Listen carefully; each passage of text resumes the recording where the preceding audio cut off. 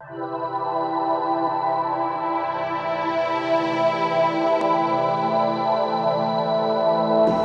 to this week's Kapi Storya.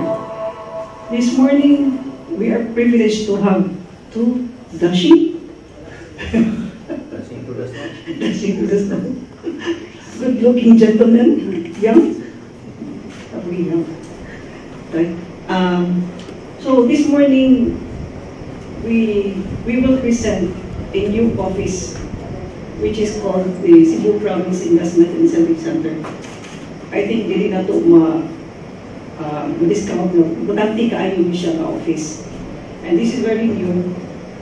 Bago lang siya nag-start, last year lang nag-start niya. We will talk more about their office, kung saan yun siya, kung saan iyang role, how important it is, what it wants to achieve. So we are privileged to have Mr. Benjamin Joseph Yap, the Investment Promotion Center Chief, and of course, everybody knows Attorney Mark Tolentino, our Provincial Administrator. So they will talk about the Investment Center and, of course, the Economic Enterprise Council. So BJ has a presentation, so we'll proceed with presentation first. Good morning. So we'll just make a quick presentation on the Cebu Province Investment and Incentive Center. What are the objectives? The first is to encourage investment projects that utilize local labor, substantial amount of indigenous raw materials and other natural resources of the province.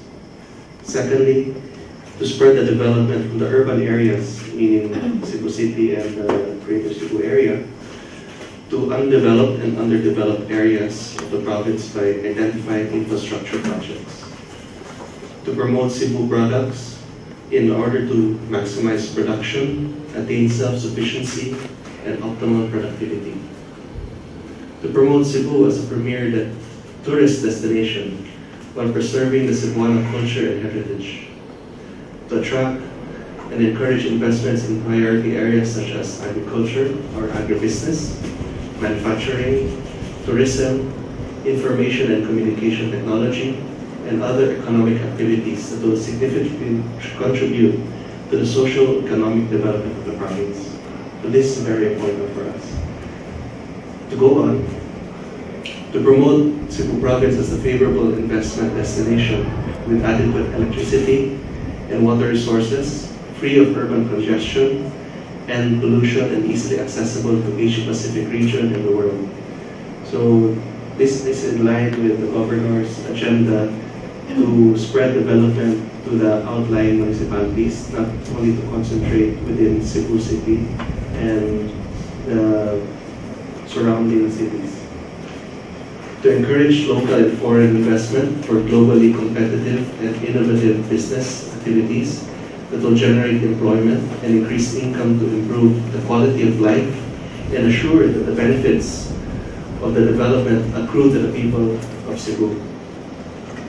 To promote the active participation of non-government organizations and private sector as partners and catalysts in achieving the development goals of the province. And lastly, this portion is important to investors, to promote investor-friendly programs such as streamlining the critical procedures of government frontline agencies and initiate transparency in their undertakings with arrangements.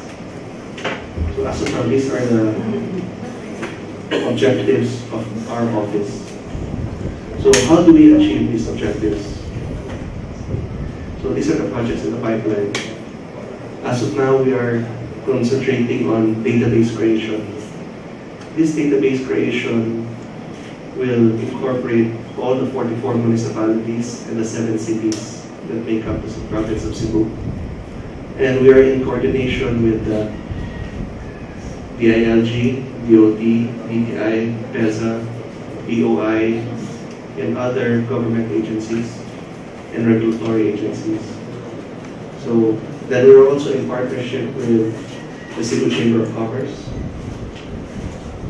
So when we make this database, what is the result of this database? We will have an updated Cebu fact book of the province. As of now, all the data is usually on regional we only have regional data for the Region 7, but not specific to Cebu province. So our goal is to have a fact book that caters only to the province of Cebu and its municipalities. And through this fact book, we'll be able to create a fact sheet which will be given to potential investors. And along with this, we are creating a website which will be part of the Province of Cebu website that will cater for investors. I'll have all the information there, and our friends from the media can check in on our information. So the second project that we have is facilitation of investment processes. This is also in line with database creation. Our output here will be a one-stop shop for domestic and foreign investors. This is very critical since usually, especially to foreign investors who do not know the climate in Cebu, they want to have an office, they want to go to one single office that will cater to all their needs.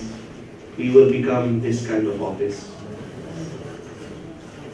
Further, aside from the creation of the one-stop shop office, which will be called the Investment Promotion Center, we will also be creating video creation for the investment promotions, looking at all the possibilities or the projects that we can have, what we are offering Cebu. Now, what is Cebu all about? We want investors to know this is Cebu, this is what we have, this is who we are, and this is where we want to go. And how to get there. Part of what we are doing is also in cooperation with Conrad Adenauer Stiftung, which is the Integrity for Jobs or the I4J. This is in cooperation so that we will have transparency and accountability when it comes to our frontline officers. This will cut on the red tape. So, lastly, we also have the tourism investments. This is an ongoing project together with the DILG. It's called the DILG LGSP LED, or the Local Governance Support Program for Local Economic Development. This is being sponsored by the Canadian government or the Canadian Executive Agency, and being funded by them. This is for the Yolanda affected areas. So these are for the northern Cebu, specifically the 7 municipalities, which are Bogo, Midilin, San Remeo, Daan Bantayan, Batayan, Santa Fe, and Madrilejos. So this program will run until March 2016. What will be the outputs of this program? The outputs will be 3 tourism circuits. There will be 3 clusters. The main cluster will be on the island, which will cover Bogo, Midilin, and San Remeo. The second circuit will be for Daan Bantayan and Malapascua. The third circuit will be for Bantayan Island itself. So we are creating 3 tourism circuits. These are new tourism circuits that will be up and running by 2016. And with these tourism circuits comes tourism investments. We are looking at over 223 million in potential investments when it comes to tourism, in the tourism sector. This will come in forms of hotel, maybe restaurants, resorts, or infrastructure when it comes for the tourism sector. And it will also generate at the minimum, we're looking at to get at least 200 jobs directly from these investments. And an increase, which is I think the most important, an increase in tourism arrivals of over 10%, or 178,385 more tourists.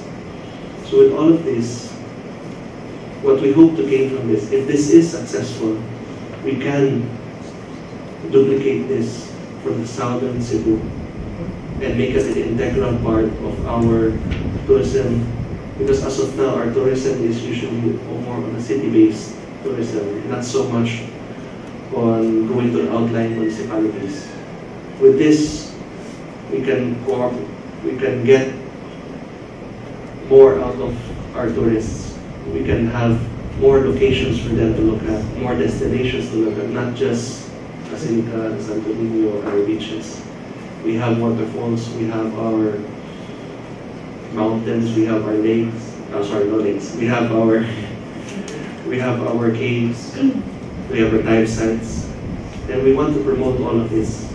But first, we have to create the infrastructure, and through this program, we are going to create the infrastructure for the north and duplicate that for the south. Then, what are the benefits? All of these are programs, but who benefits from this? What is the benefit to the people?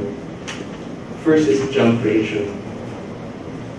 These programs will generate jobs. One, when investments come in, there is construction of infrastructure. So construction, there will be more construction, and after construction, there will be jobs that will be created from industries that will be coming up. Then there's economic growth in the area. It becomes an economic driver. And thirdly, for the municipalities, it becomes revenue for them. This is a cycle that we're hoping to create. That through this identification of investment opportunities that will lead to the development of the rural areas, we can create jobs. And because people have jobs, they have more spending power. And with that, the economy grows. So we have seen this in, example, Balamban. From a fourth-class municipality, now it's a first-class municipality, just with the shipyards there. So we know the importance of investors. We know the impact that they can have in our economy. And we want to duplicate this not only for a few municipalities, but for all of us, for all the municipalities in the province. Thank you very much. So before we proceed with the questions, we'd like to ask BJ to give us a little background on how this office was created, the ordinance. And the ordinance was passed last year. I just started actually October 1. So it's a very new office. So we have to start from the beginning.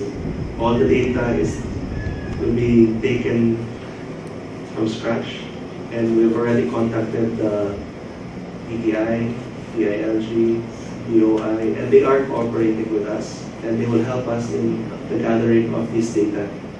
And of course, from our friends in the media, with your help, we can also promote.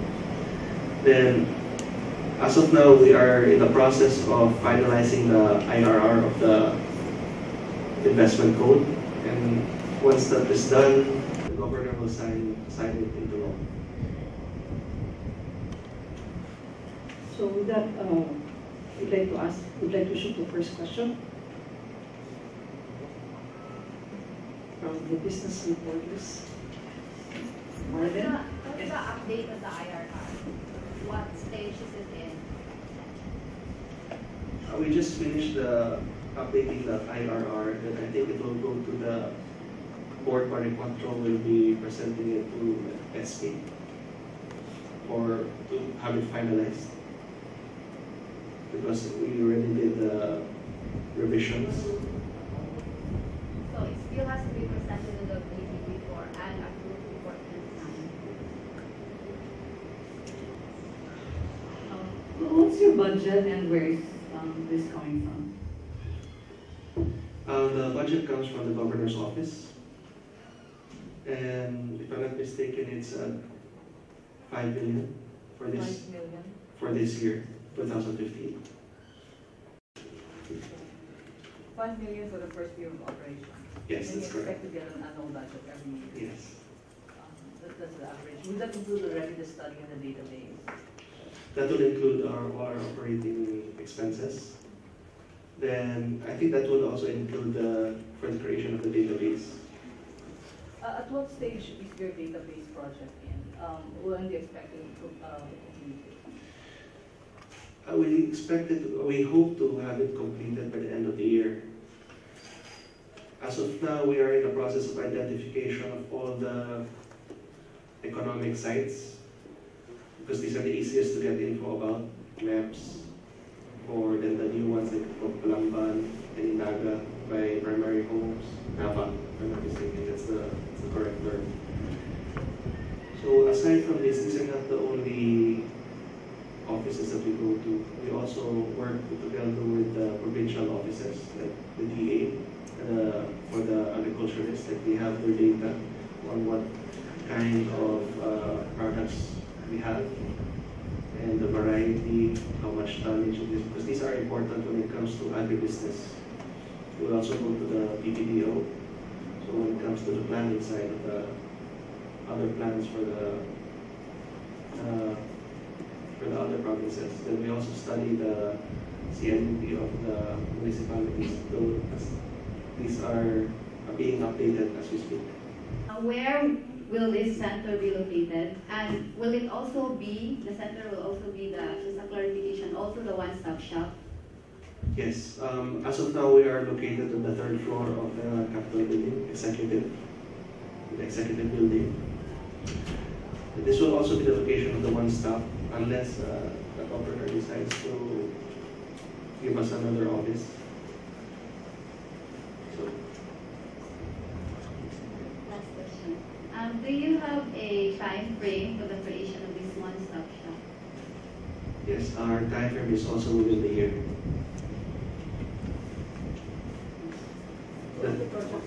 The office is actually already operated, and it's already created and it's being operated now, but to be fully functional, yes, I think within the year.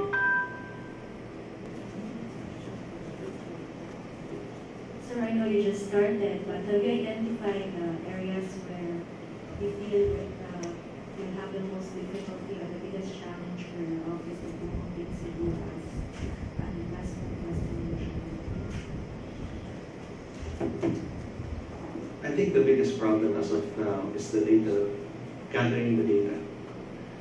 We know that some of the data is outdated, and bringing it up to speed, bringing it up to current data, that is the main challenge. In any investor looking to Cebu will always look at data. When you say data, that means demographics, means what is your climate, what is your gateways, what gateways you have. You have sea, you have the air, what is the land infrastructures. So we are gathering all this data together. Then once we gather this data, then other kinds of data is GDP. Which you said that GDP as of now is regional. We don't have for the province itself. As of now, all this, the most important thing is data gathering. With the database in place, we can give investors the correct picture on what is Cebu. Any question from Loday? Salamat kay DJ Maimunta na ito. Kulang po lang kung agwapo ang plano. Pero nasa plano may kung expanding mo sa Limbango, sa kapat ng distrito ang economic zone, di ba kaning maduplicate. Just istas butayan ang DTI, ni tabang sa pagpalambo sa ilang industriya sa turismo sa Bagyong Yolanda. Niya, sa 2016, nagsingabot ang pinili ay, di ka ni mapatgang ang iyong plano. Actually, we are in coordination with if we can the DILG LGSP LED project. This project actually incorporates all the municipalities. We are looking to incorporate all the municipalities in the long run, because we are training the LICOs, or the local economic investment promotions officer, in each municipality. We will be in coordination with them on what is needed in their municipalities. So whether there is a new economic enterprise going up in the 4th district, That is, actually, we're happy for that. If they have that, because it gives us in the investment promotion center, okay, we will tell, okay, Mr. Investor, we can invest here in Port District when it comes to maybe this kind of industry. It gives us more options, which is better for the province. Because when I say this investment promotions office is for the province, it doesn't specify which district it is, but for the whole province and all the districts included. So any gain for one municipality is a gain for all.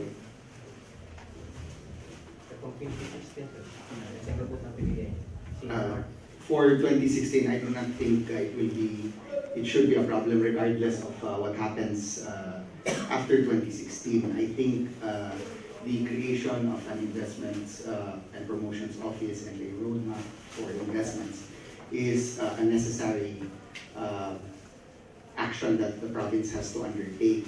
This has been the clamor of the chambers. This has been the sentiment of potential foreign investors.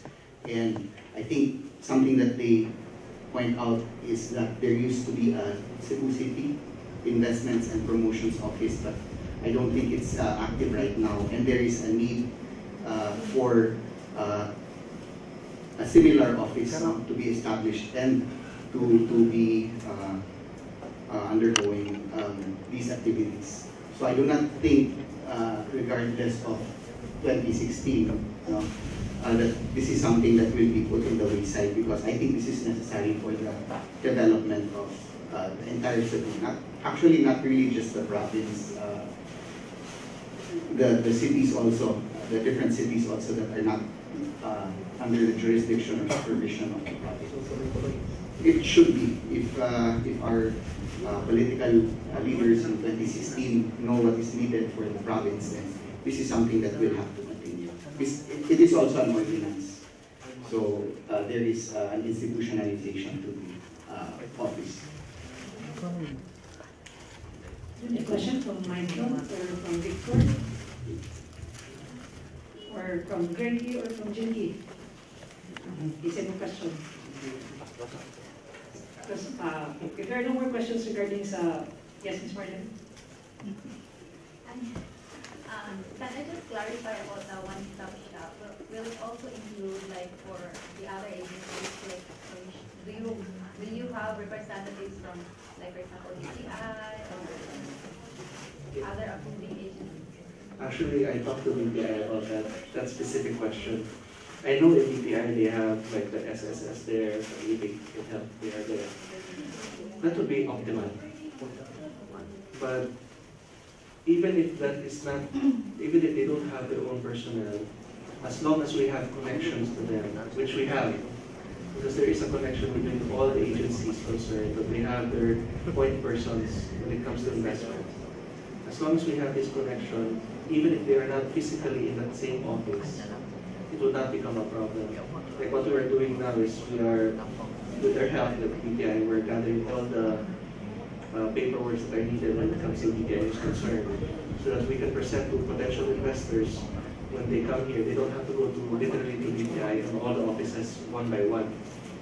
And when it comes to BOI, that is also, we also have all the documents needed to process your incentives. So they don't have to go to BOI. But if the investors do want, we can help and we can facilitate them going to BOI.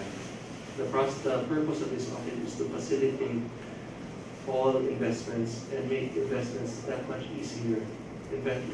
We don't want to give the investors a hard time. This is to facilitate all investment processes. Yes. Are you looking at specific sectors? Like, are you want to attract the BPOs or? BPOs are also in the works, but as of now, we are concentrating more on the tourism. That's why we have the EILG, LGSP, LED program. And we think, because Cebu is mainly tourism. We are underutilizing our tourism agencies. So we want to have more tourism, because if you look at what we have compared to other places, we do have a lot. But the thing is, we are not marketing it correctly, or we are not marketing it enough. So first is the identification of these places. That's what you need to do. This will be done through the database. When the database is created, we identify all these potential places for investments and for tourism. And once that is done, we create the infrastructure for that. Then we can bring in tourists. And as of now, tourism is more on the city. It doesn't go to the outlying municipalities. So maybe we can go back to BJ Gator's investment promotion. If there are no more questions as of the moment, so balik ko lang to si BJ Gator on. So at this point, I'd like to ask either Attorney Mark or BJ for updates sa Economic Enterprise Council. Kung saan yung isinaha, kung saan siya ng committee, kung saan iyan ang mga plano, kung saan updates sa mga projects. I'll start, but I'll let BJ do the specifics. I'm a member of the Economic Enterprise Council of the province. That is composed of the members of the council are myself, the governor, of course, is the chair, the vice governor, provincial board members, Sanchez, Baricuatro, Magpale, several department heads aside from myself. And we also decided to create, within the framework of the Economic Enterprise Council, a technical support group, of which BJ here has also been asked to participate. Now, the technical services group has forwarded recommendations to the Economic Enterprise Council in the previous meeting, and the Economic Enterprise Council has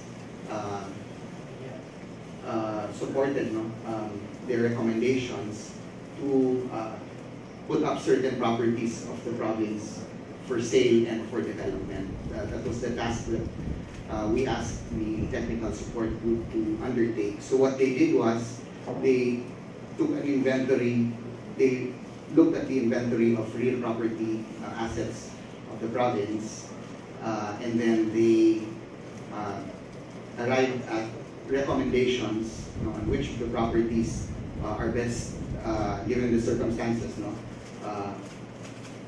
proper for disposal, proper for development.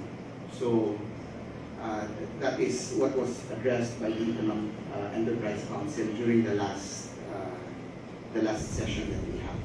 Perhaps BJ, you can just identify as the questions come along. What are the properties that were deemed suitable for for sale and then for disposition, and which properties were deemed suited for development? That said, that doesn't mean that the properties are already immediately going to be sold or published or put up for.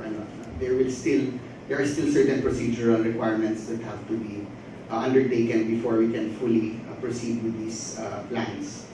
We still need the approval of the Commission on Audit. There is still a procedural checklist which we have identified and which we have to observe. And then, of course, this will have to go through discussions with the provincial board and authorization from the provincial board.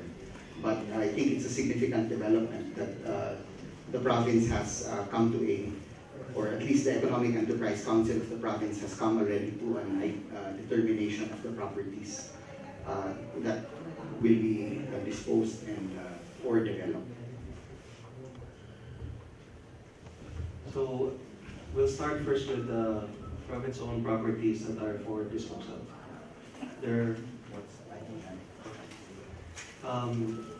Each property has been inventoried.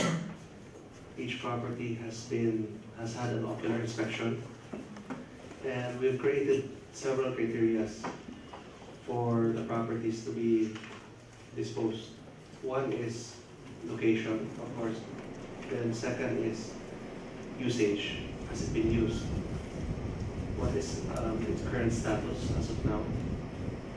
Then next, is it available or is it compatible to be developed by the province itself or through PPP? Then if these questions come up on the negative, like for one, I'll give you the first property is a property located within the Marluisa subdivision. These are 11 lots. 11 lots. Okay, actually, it's more near the Usay area. So, for this purpose, these 11 lots are roughly accounting to around 1.1 hectares. But these are already subdivided. The reason why the Economic Enterprise Council approved this was, one, it is residential in nature. Its classification is residential. Then this is a high-class area. Then we did some computations, we made some studies, and if the province will develop it on its own, then it has to be a high-class development. The ROI will take over 30 years. So by that time, actually it's a very low ROI. Then it's not worth the effort and the time that will be needed, and even finding tenants for 30 years. This is at 100%. Your ROI will still be at 34 years. So it will take a long recovery period. Rather than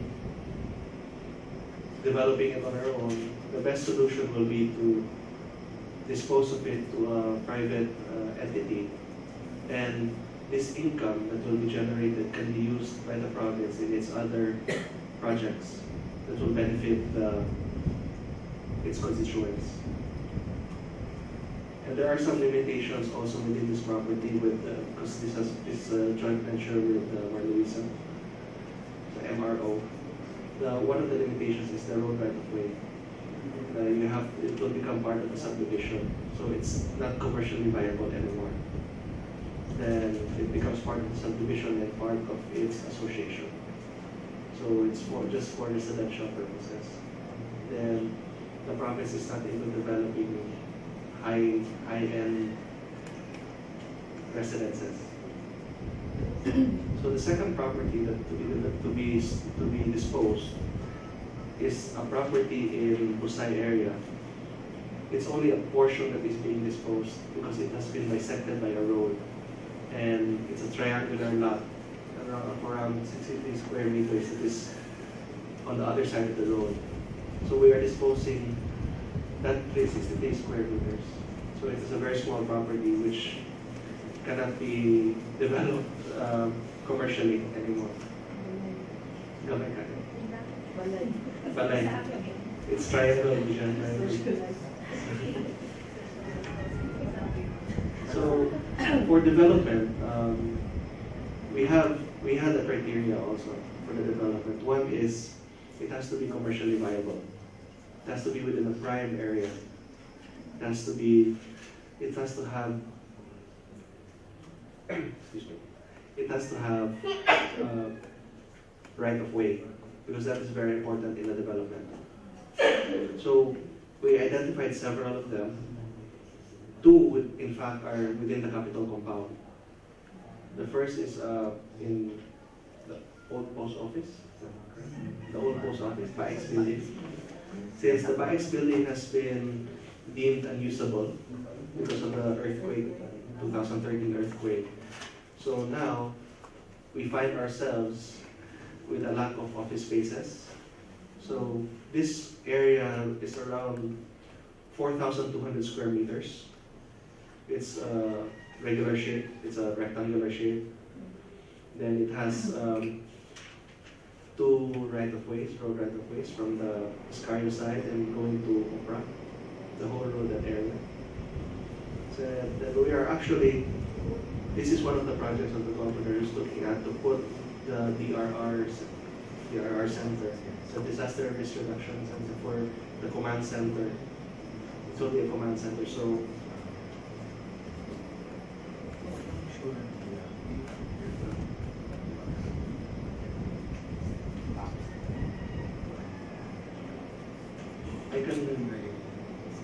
I can send actually yeah. I can send just your email, then I can send it. For there, I think they are familiar with it. I think if you describe it sufficiently. Yeah. Just to summarize, how many properties are involved?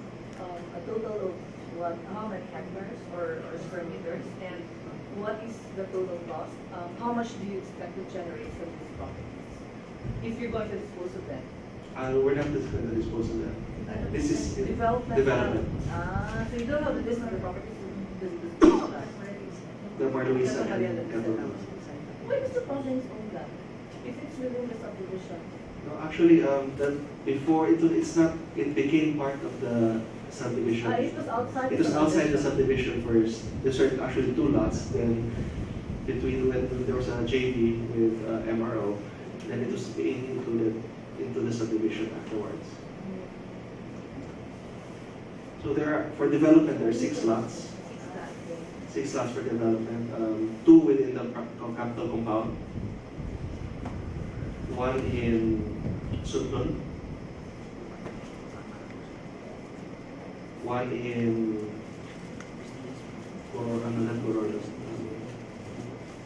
Mabolo, near the Cebu Business Park.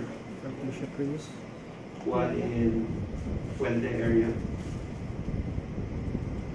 And 1 in Bacaso.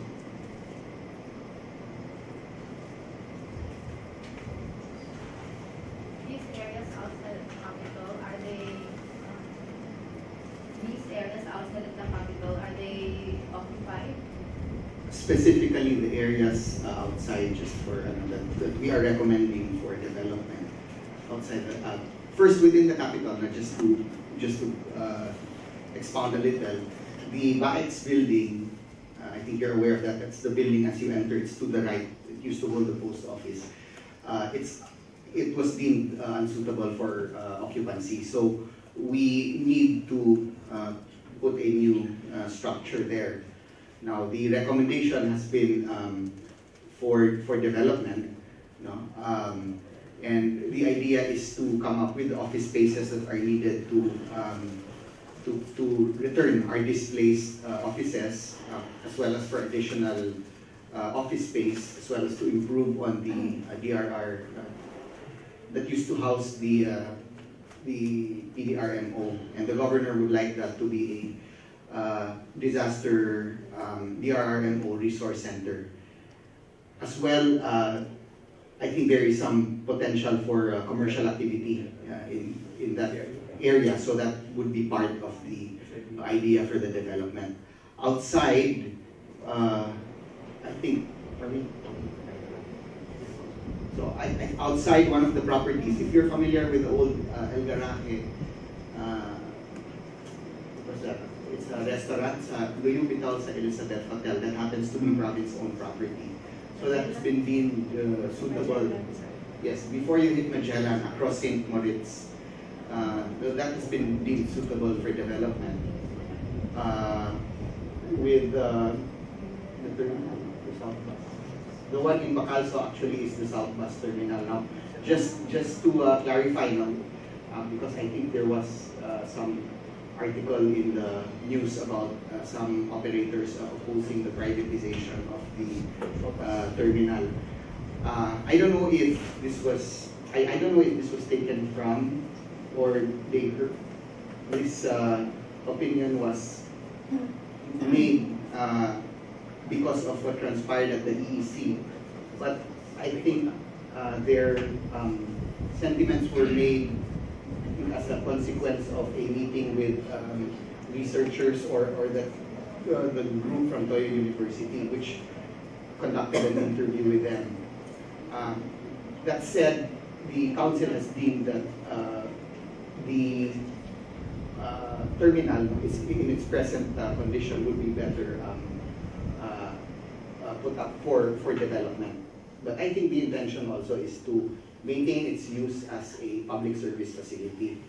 Of course, you've seen the terminal, there is a potential there to really develop the place.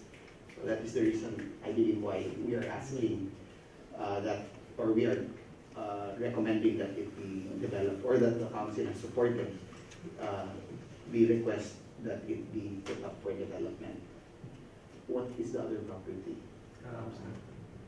Larshan also is another property na where it is now, it's okay, no? In fact, it's an institution. But again, if the purpose of the Economic Enterprise Council really is to try to maximize the assets of the provincial government. So that's why properties that have been determined not maybe to be very significant in size, no, and not really suited for commercial potential or for some public use, are going to be considered for disposition. But those properties that I mentioned, even if they're already existing, like the Larshan and the terminal, the recommendation is to consider it for further development, especially where Larshan is concerned. Are we talking only of Larshan or including the? Because Larshan is located beside what used to be the old provincial treasurer's residence. So that's a very big portion of real estate right at the heart of Fuente Osmeña. So if we can have that developed for commercial purposes, then that would really, I think, bring a lot of good to the province. And that would, of course, benefit the province in its operations as well. So, what other, which one? HPG? Possibly the HPG has been determined as suitable for an area that is suitable for development. So I'm just identifying it for you because these are the recommendations of the council. That said, there is still the procedure that has to be followed. Have the appraisal? Appraisal is complete. So we still have to go through certain things before we can really push through with the publication and offer it for sale, offer it for development. But it is a necessary step for the council to review and make the recommendation. So that is, I think, a significant development that the council has taken. So will it be a mix of public use and commercial development for each of the properties?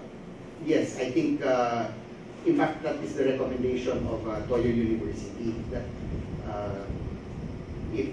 when you develop these areas, we put a public purpose aspect to it. So I think it will be a mix. Now, there will be a commercial, probably a commercial aspect to it, but if it can be done that there is a public service purpose to it, then it will be, as you said, optimal. So, like the bus terminal, if we are to develop it, the intention would most likely be to continue as a public service facility. How much are you allocating for these, for the redevelopment of these properties, and where are you going to source the funds? We will be looking, the discussions really are, because we also understand that these things will take up a significant amount of money, so we will be looking also into the possibilities of PPP, and we're confident, because of the location of the area, that there will be quite a good number of possible PPP partners in this regard. In fact, there have been queries in general, and I've entertained a few. They have asked what are the properties that are going to be put up for development, because there seems to be in the city, there seems to be an interest in the developers to take full advantage of the real properties that are here in the city right now. And province happens to have a very significant real estate, very significant ownership sakop kaayo ang ilang properties din sa city. So it would also be remiss if we don't consider them, because some of the properties also that we mentioned right now are idle. So we have to find a way to maximize them to complement also what we're trying to do. So naturally, the best way also to complement would be to have a public service or a public purpose to the use of these facilities or this real estate. The properties that we have identified, that's the reason why we have made the recommendation, is because there are no informal settlement concerns. There are other properties also that have been propounded, no, but they're still being discussed. Wala pa na recommend by the TSG because there are still issues that have to be worked out, or clarified. So these are not just the only set of properties. I think there's still another set of properties that are being considered either for disposition or development. More questions? For Yes, Victor. DJ, clarification na backtrack lang ta, kana saan mo nag-inventory sa atong mga properties guys, sir? Actually, I know last week PGS was here. Then si Paul and Terra is from the real estate section. These properties have been ongoing inventories. But out of these inventory properties, we still narrowed it down, because as of now, the Cebu province owns around over 3,000 properties in total in the Cebu City and in the province areas. So that's a lot of properties to look at. So we narrowed it down to several possibilities, and from those several possibilities, the ones that have been given recommendation by the council are those six properties for development and the 2 properties for disposal as of now. But we are still ongoing with the inventory, because it's a lot. This is a big chunk of work that needs to be done. The question from the Freeman. Good morning, sir. Good morning, attorney. Would like to know the status na sa CICC. So, maragawa na po siya na develop na ito as what Governor said during his SOPA, really na kumugas ng province of Quezon. Same thing only. So, what's the status na sa CICC, attorney? Yeah, definitely not. The cost of preparing the CICC and operating it is historically, given the data that we have, is rather prohibitive. If we continue running it or doing it the way it's being done, then maalkansi ang probinsya. So we're not inclined to continue with the project. That said, the CICC, again, is a joint venture between Cebu province and Mandaue. The property actually sits in the land of Mandaue City. And Mandaue is actually also entertaining. There are developers that are also interested in making use or maybe reconstructing the CICC for another purpose. So we're looking probably along those lines, probably with a convention, international convention component for that as well. Although I don't know if that would be feasible, because I understand, I think SM will also be coming up with a convention center with its new development. So with that, I don't know if the CICC or the convention center will still be the objective, but definitely we will find a way to develop and make use of the property. Atong race at attorney, atong sa duwagan, atong independent, na nakapak I understand that there was a request from Mandaue to get an appraisal, I believe, from the land bank.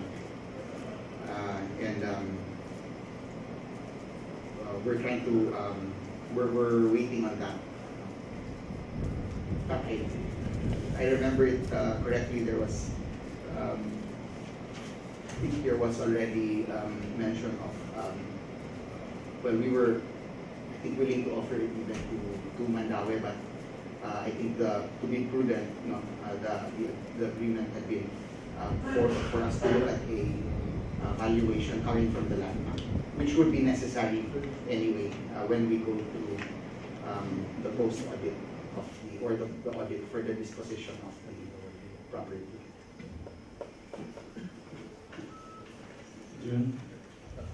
Attorney, what are the plans of the province of Cebu regarding some several provincial lands within the city of Cebu? Hangtod karon wapay dipuyan pa sa mga informal centers. Precisely, no. Naay economic enterprise, precisely these items, no, they're idle, but they do not have informal settlers. So that is the reason why we have offered this for either sale or development, among other reasons. Now, as to the properties with informal settlers, there is a different committee that is tasked to address that. That would be the Cebu Provincial Real Properties Protection Task Force. Now, of course, we cannot simply decide that these properties we put up for sale or development because there are informal settlers there. So where these properties with informal settlers are concerned, we will have to take a different approach by way of referring these issues to the Cebu Provincial Real Properties Protection Task Force. Hello. I raised this question because I observed that there are some lots within the provincial lot within the city of Cebu, like Pusay and Barangay Apas, which are owned by tukuran na bitaw mga apartments sa mga binahan. Well, yes, that's true. No? But what we're looking at, the way we're looking at the informal settlers is to come up with the guidelines on how to resolve these particular issues. No? These involve your 93-1 informal settlers. There is the OPRA the group of homeowners. But we're looking not necessarily in terms of putting them up for development, because that would be very difficult, a very challenging issue for us, or a very challenging, how do I call it? If we decide to go along that route, that would be very challenging, because of the presence of the informal settlers. But we are trying to resolve. That's one of actually the, it's actually one of the desires of the governor, to resolve some of these informal settler issues within his term. So, I think that also has to do with the fact that prior to working here in the province, he also happened to be a city councilor. So, and these are very much related, the issues, because of course the lots are located in the city. So it's his commitment actually, or it's his desire to have these addressed. We're currently trying to do what we can. In fact, there was a meeting I think the other day, with some, with 93-1 Barrio Luz settlers, and so, but it's a different approach, sir. We don't necessarily look at these properties as properties for development, because that would be to overlook entirely the fact that there are informal settlers there. That we have to address it as an informal settler concern to be resolved first. Yes, dear.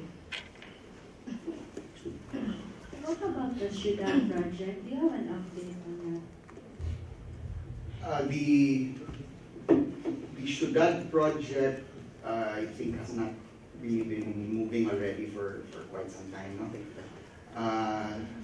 In fact, I am told that some of the board members told me that has been there even before they started. They even took office here over at the provincial capital. So I think that's something that's been, I'm not going to say it's dead in the water, but it hasn't been moving for some time. So we are looking really at finding a way to move forward with that, given the circumstances.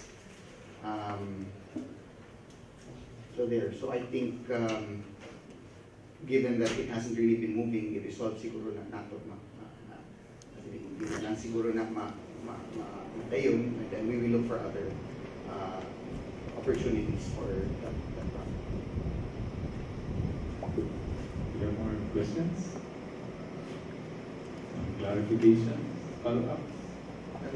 Yeah, just by way of addition. But before that, I think, before we actually decide, we also have to look at, I think there have been some contracts or MOAs that have already been, so we have to make sure that we know what is the proper legal milieu before we proceed with making any decision on how to proceed with it. I see Marlene has questions. Oh, yeah. Kapi. Yes.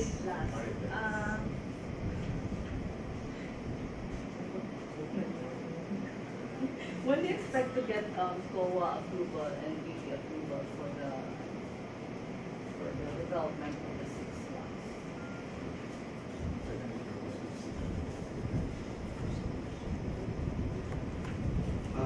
For the co-approval, that is for the disposition. For the disposition Yes. and COA. There are several steps actually. First, you have to, well, the COA will be asking certain requirements, which included the usual tax declaration, appraisal values, vicinity map, so on and so forth, and program of work. Then we are in the process of gathering all this data, gathering all the requirements, and it will be passed to COA, hopefully soon. Then, This year? yes. In the first half? If we can, That's how soon we can get the COA approval depends on the COA. I understand that has to go through Manila. yes. So that will not be approved at this level. It will have to be approved over at the national level. That much has been relayed to us by the COA. But we are getting their. We have invited them. We have gotten their inputs on how best to proceed so that everybody is aware of what needs to be done, or we are aware of what needs to be done, especially as far as the COA is concerned. What about BP approval for the development? For the development, actually, it goes through NEDA, depending on the amount of, For PPP or even if it's for PPP. Yeah. So. But any development, any development, not necessarily for PPP. not necessary. Any development that goes to a certain outlay of maybe from 50 million all the way up to 200 million, it goes to the different approval agencies.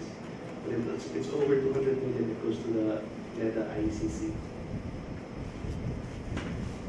So all these And that's still projects close to will be Manila. more than 50 million, all the 6 lots. Definitely. Because the cost of construction itself is, if I'm not mistaken, around 28 to 32,000 pesos per square meter. So if you put that 3, 4 stories, or even up to 10 stories, you'll go definitely over the 200 million.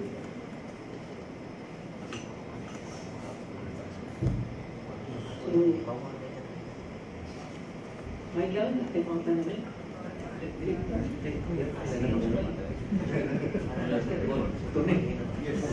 Kami taong taga-salot na kasagaran nila mo na publiko tapos na mga sinasabi publiko.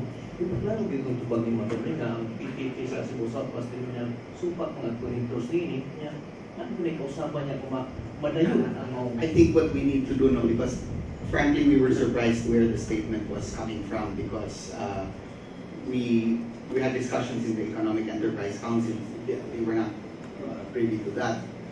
I think that was a reaction lang to reaction of operators after the interview or maybe in the course of discussions made with Toyo University. That is really how I understood it. But I think it's a matter of finding the time to talk to them and just explaining to them what really are our development plans for the terminal. Because I'm sure they would like to see a much better public service facility, such as the terminal. I don't think they will be opposed to that sort of situation. So worst comes to worst, public service and surplus terminal. The intention really is for it to remain a public facility.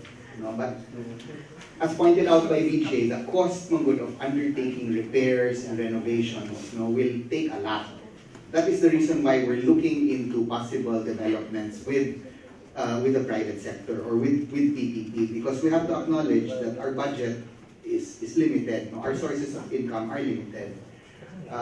So for us to be able to undertake these projects for the betterment of the public in general, we should also try to find ways, being more creative, to accomplish these objectives. And that's why development is being mentioned, and particularly PPP is something that we're looking into. But as asked earlier, will there be a public service purpose to these facilities? So far as practicable, we will maintain a public service purpose in the development of these real estate properties.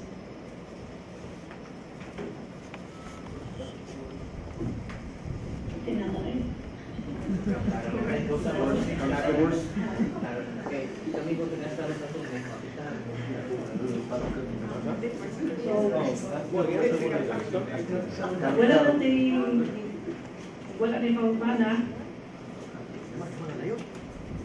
First, magpasalamat ka sa ating guest. Very comprehensive ang discussion ng Montaga. Nagamit ang topics to discuss mga qualifications, BJ and Attorney Mark. And of course, ang among mga pinangga media, especially ang card o kining mga bagong naon sa Kapitolyo. Bagong naon. Marites, Marlene, and Mia, dili sila card members. Pero they came here upon our invitation, kaya ang discussion is business. So thank you tayo, and Salamat kayo. hanggang sa susunod na hanggang. Wala kayo suggestion din.